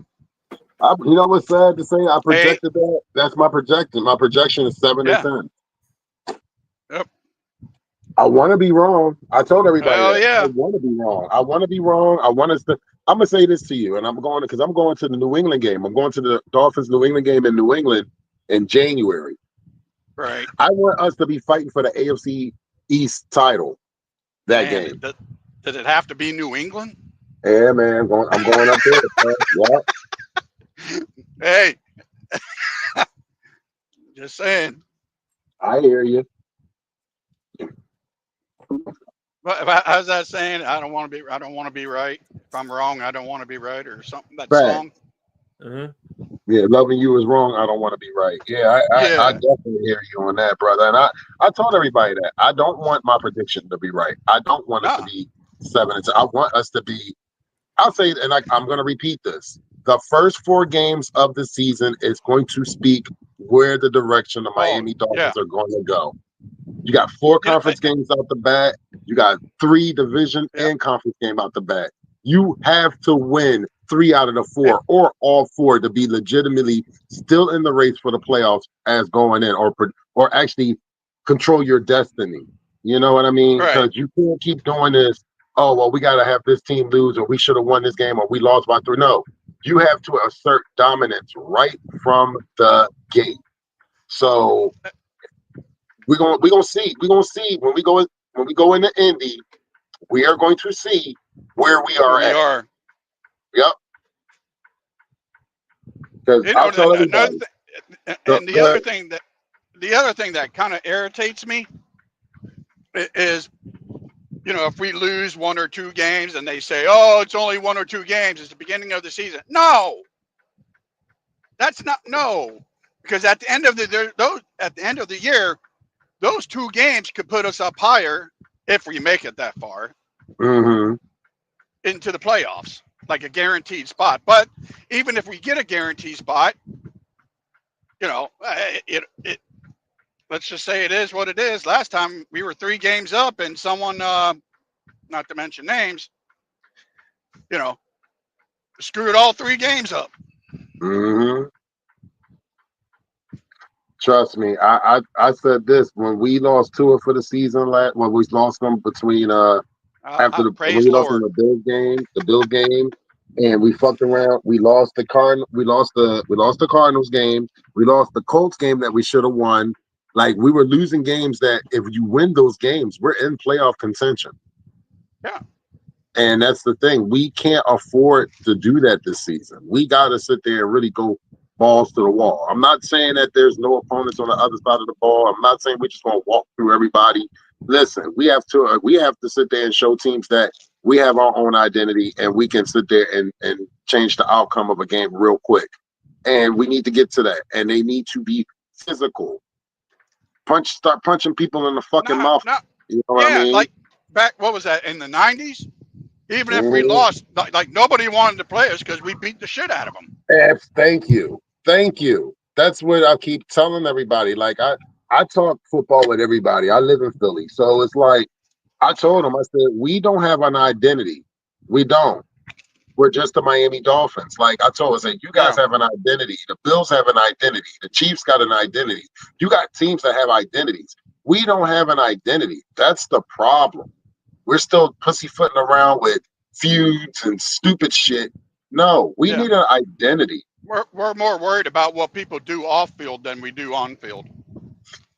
Make it make sense, Lance. Make it make fucking sense, bro. For real. I don't get it. So, you know, my whole thing is for this season, McDaniel, I hope you got better with the fucking play calling. Because I don't want to. Has he proved it? I mean, in the playoff? I mean, in these past preseason games? He's still making stupid decisions. We only seen one game. I'm like this. If you screenplay us to death like you did these last few seasons, get your ass out of here, bro. Seriously. I will lose my fucking mind if I could sit there and see the screen before the fucking screen and then I hear screen from the fucking defensive players. Right. That should piss me off when they could call the fucking play out right before. It's not like they're Larry Bird where you could do that shit, you know? Like it's sad. Like, I mean, Lance and everybody on this panel, I know that you guys have probably been at the game or watched on TV and you can hear clear as shit. Scream! Right? What? Like, and he ain't even fucking call the whole fucking shit yet. He ain't call the whole play out yet. And they already called that shit out. I think they've been watching too many Larry Bird films where, you know, he'll just say, I'm going to go over here and make this and still do it. Yeah,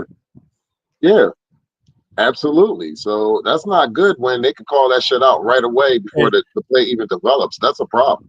Yeah, do you ever remember that movie Joe Dirt, where the guy all he did was sell snakes and sparklers?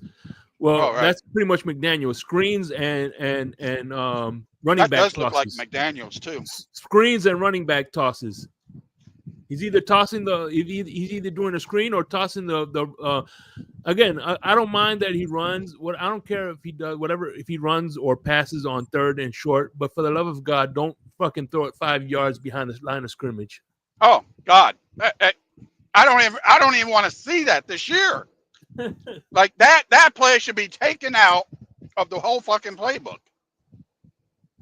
Or a 7-yard reverse. Some. I anything but that. If you're going behind the scrimmage, you're better off running the ball than passing it. Unless you're like give it to a receiver and then he throws it to somebody. You know what I mean? Mm-hmm. Sometimes that works, but just don't do that with Tyreek because he can't throw for shit. At least that's what he says.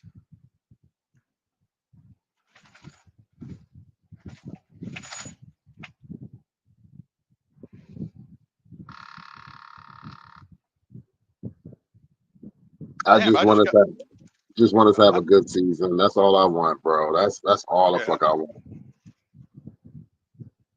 These chips are good. I just bought the new Simply Ruffles sea salt chips. Ooh. Never seen them before from Walmart. They're freaking good. I'm a big sea. Sea salt are hit or miss. Depending on what brand they are. Right. Yeah, like some sea salts are. Oh my god, you talking about? You eat one or two chips, your high blood pressure just shooting through the fucking roof after a second chip. Hell yeah.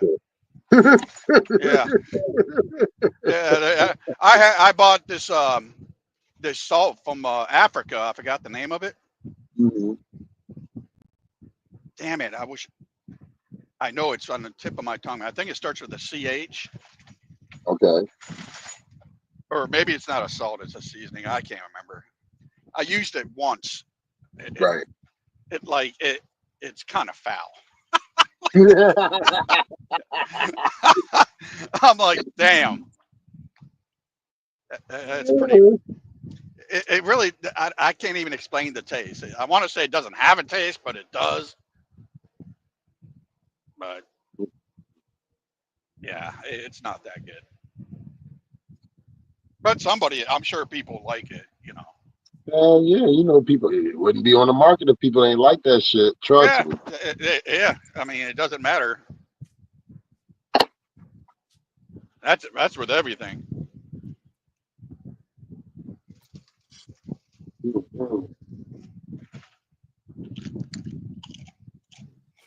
Got 20 minutes left. Anything you guys want to discuss before we roll out? And the other thing I want to see is McDaniel's giving these backup quarterbacks real fucking chances and go outside of what the playbook of what Tua only can do. Well, we've seen that in the first game that he's running the same fucking playbook for Tua for them backup quarterbacks. And Zach Wilson, man, he's like a deer in headlights, bro. I'm gonna tell you that it worries me. And it's sad to say this. If Tua goes down again, man, we do not have a backup plan at all. We don't. Yeah, but it was just like with God forbid, again, we said we don't want nothing to happen to Josh Allen, but if Josh Allen goes down, they're done. SOL. Yeah, they're done. Hell, most of the Buffalo fans can't even name their backup quarterback. Mm-hmm. If Prescott stay healthy, we still done. Oh yeah. Yeah. Hey, we didn't even win that game. That was a Jason Sanders game right there. Absolutely. Say it again. It was Say it again. Sanders game. That's the only person that showed up to that game. Oh, I'm so happy I got you up here, man, of the hour. What do you feel on the whole Micah situation with the contract and all that? It's typical Jerry shit. That's all Jerry do. Jerry just love to milk contracts. Eventually he'll sign them, but it's gonna probably be right before the game. And it's a shame because over the past few years we've seen him do this shit what I would do? And over and over. That's why he demanded a trade. All them other guys never demanded a trade. Micah did it because he went to the playbook of Myles Garrett. Myles Garrett wanted money. Myles Garrett asked for a trade. Cleveland did not fuck around, and they gave him what he wanted just like that. Unfortunately, Jerry Jones don't operate like that because Jerry knows you can want to trade, but I don't have to trade you. Right. So Jerry's still showing he's in control.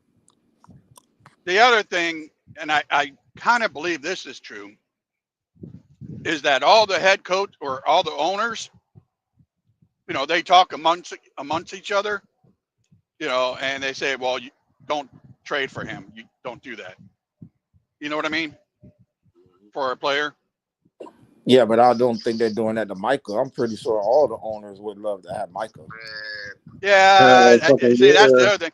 Like, personally, I think he should just, you're giving me grief over this. I'm your best player on the whole team, and you're giving me grief. I'm out. Well, what's funny is Tyreek, I'm out of here. What's funny is I heard a lot of people, Cowboy fans, particularly say that Micah Parsons is kind of like the Dak Prescott of the defense. During big games, he kind of disappears. He's better than Dak Prescott of the defense, bro. That's an insult. I'm about to say that man See, played. That man played here's the thing. 171 snaps last season. He only missed 2 to 3 snaps last season and was on the field the majority of the time when the game was on the line. Pay that fucking man. Pay that fucking man. His number speaks for himself. He's disruptive on the fucking field. Pay that man. Exactly. Here's the thing. You could scheme against Michael Parsons. Nobody schemes against Dak Prescott. Yup. You don't have to.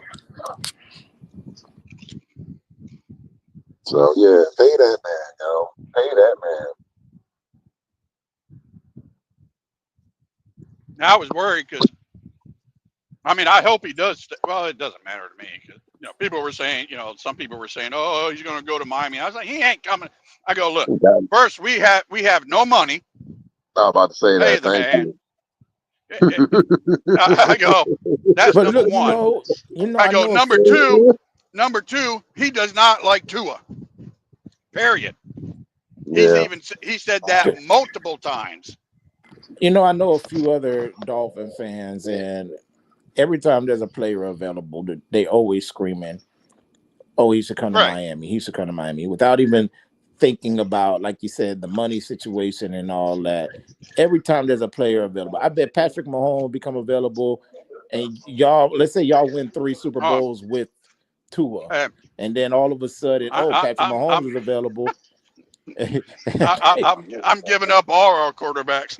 I'm just saying though, but soon as every time there's a big time guy available, I always know a fan that would sit up there and throw their team in the radar for that player. And I'm like, bruh, there's a lot of other things that has to fall in place for that to happen.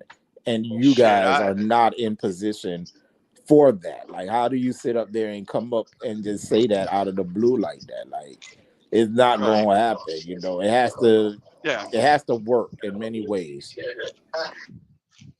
And then I was thinking, I was like, who can afford him? And the first team I thought was fucking. I was like, no way.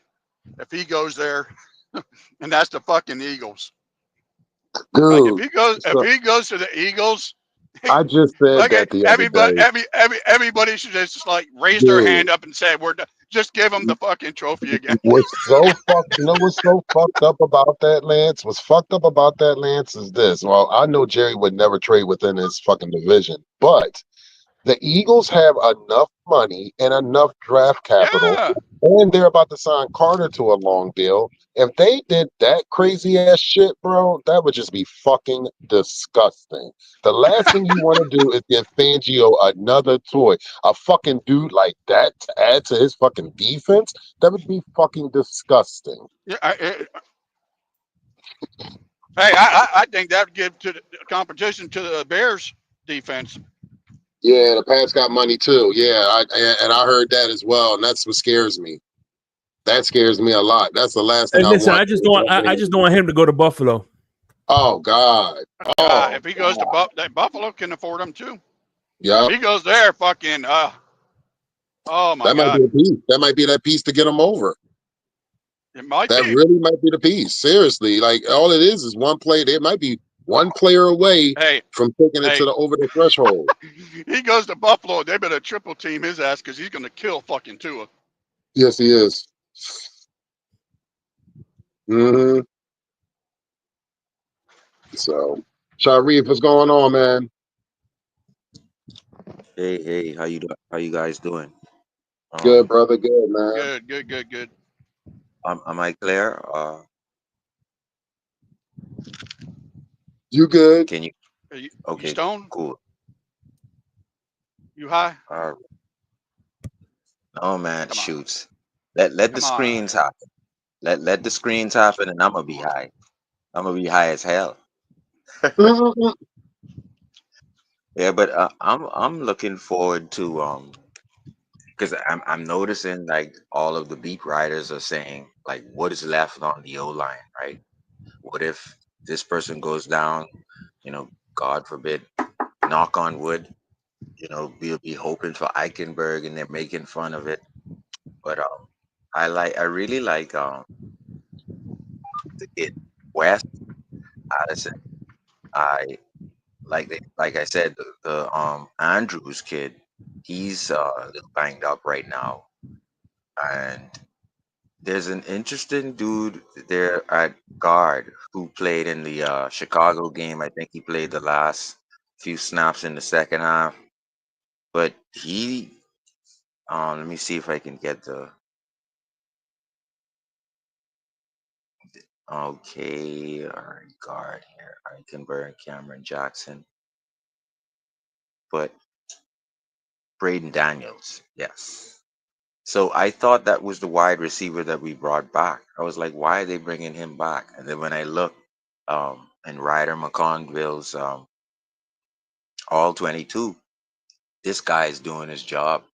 It'll be interesting to get some assurance for our backups with a couple more games left to play. But I want to see more of this Jaden Daniels kid, this Braden Daniels kid. I want to see more of the Keon Smith. I think Keon can improve coming back from an ACL. I don't expect much from him.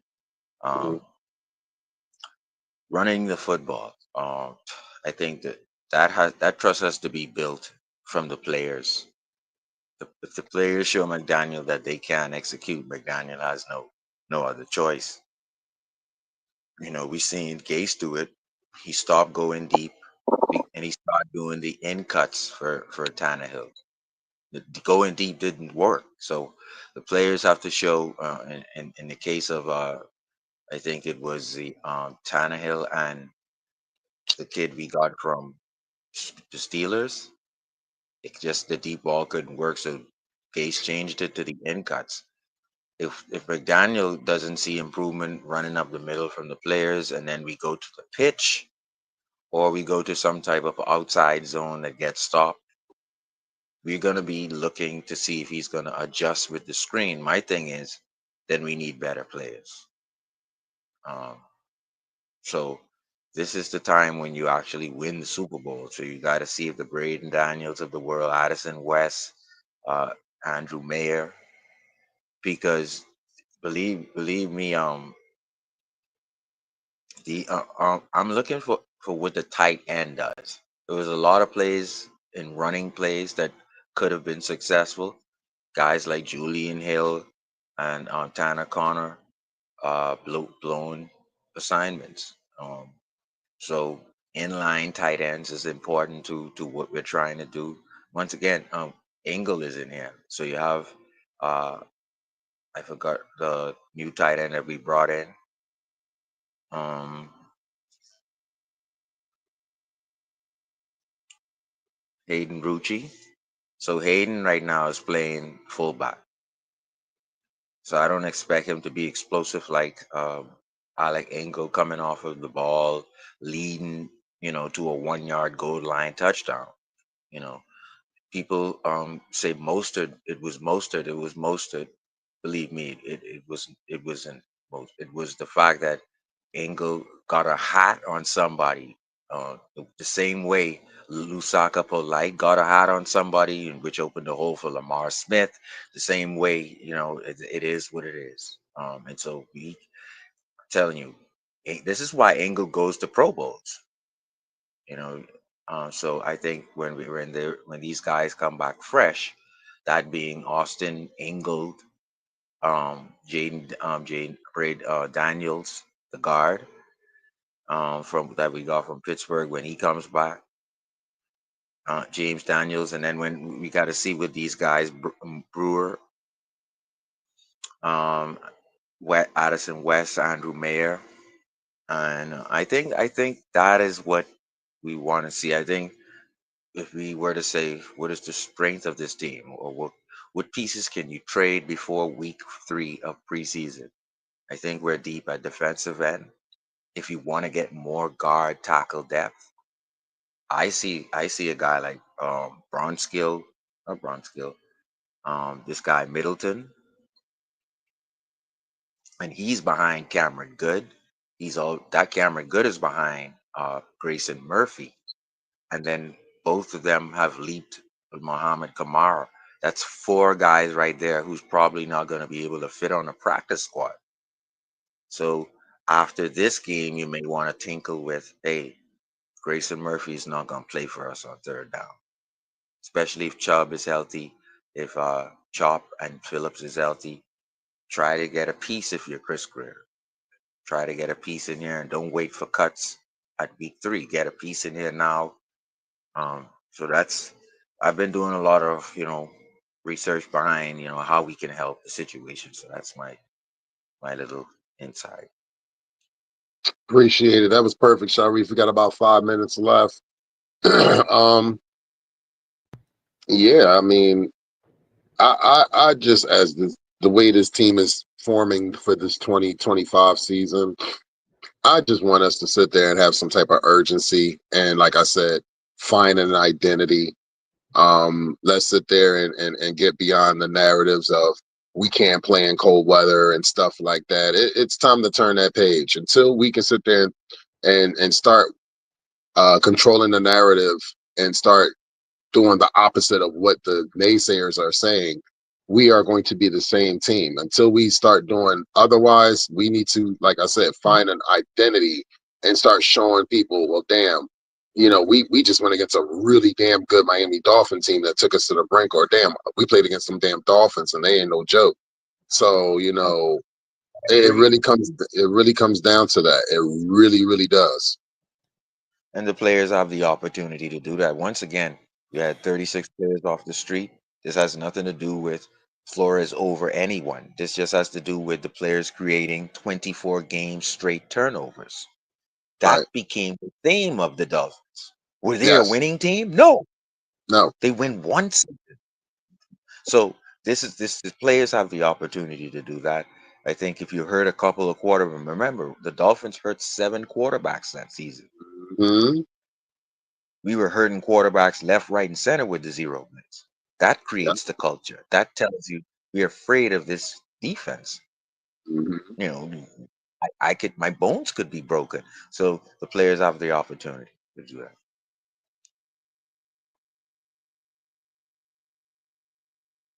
So Hey man, once again, remember tomorrow and Wednesday, the West Coast. I'm back, so I'll be hosting the Dolphins West Coast this Wednesday and tomorrow morning. It's gonna be on and popping.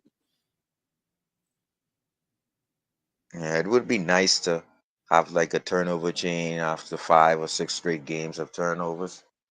That would, that would overwhelm with all of the bullshit that has happened over the last 2 years, man. Just Well, here's the thing: take the turnover chain is going to be a big distraction, and it's going to be build more material for the other team, not to turn the ball over. Man, that turnover chain dead, man. Huh? I said that turnover chain Hey, listen, shit is Crypto dead. left. It's too bad. I think he took it with him. So. Good one. I think that was one of the dead bodies he came for. Like I said, man, things just need to get right back to just being football, man. Not all that extra theatrical shit they want to do. I think fans should not buy in. What fans should buy back into, and they'll be fine, is buy back into we destroy the bad teams, and then in colder weather, when it matters, teams kind of adjust to as opportunity to put teams on his back. He kind of doesn't. So let's start from there. We beat the bad teams, and Tua kind of needs to prove he can win. If you start from there, you'll be fine. And all of that other add-on shit, you're hurting yourself emotionally.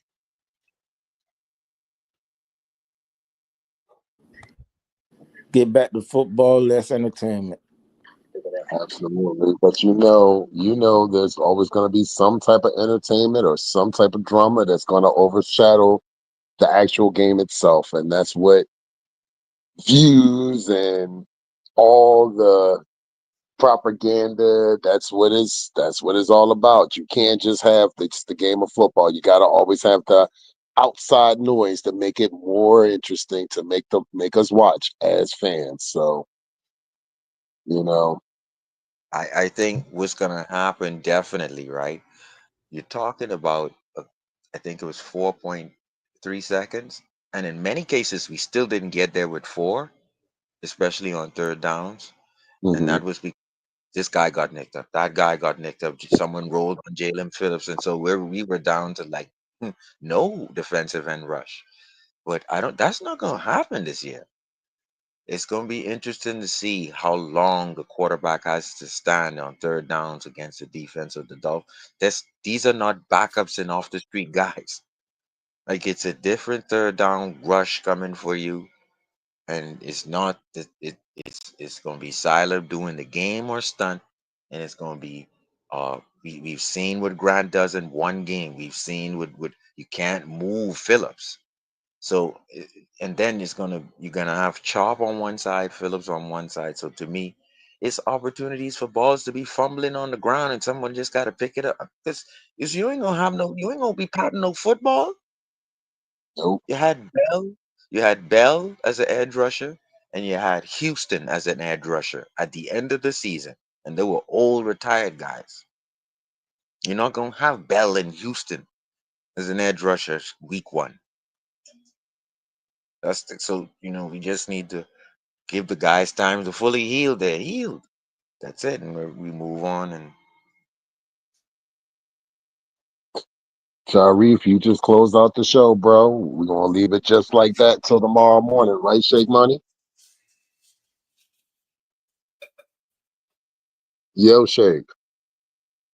Yes, sir. Coming up. Okay. So Rob,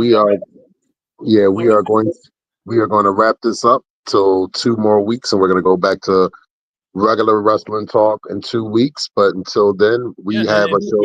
Also in 2 weeks, we're not going to have football. It's going to be the last Sunday without the football. So Exactly. So with that being said, thanks for everybody joining the panel, and thanks to everybody that's in the chat. We'll be back with the wrestling talk in 2 weeks, but tomorrow morning we will have the West Coast Dolphin Talk at 10 a.m. with yours truly, Shake Money, Papa Paul, and Derek, and what's his name, Joe? Oh my God, I'm forgetting names. and your buddy whatchamacallit, Russell might make it. Russell, yeah, he might make it tomorrow, definitely. So just tune on in. Thank you guys for joining us. Man of the hour, you got anything to say before we roll out? I mean, since we did talk about football, fuck Jerry Jones. With that being said, everybody, thanks for joining us. Peace, love, fins up. Till next time.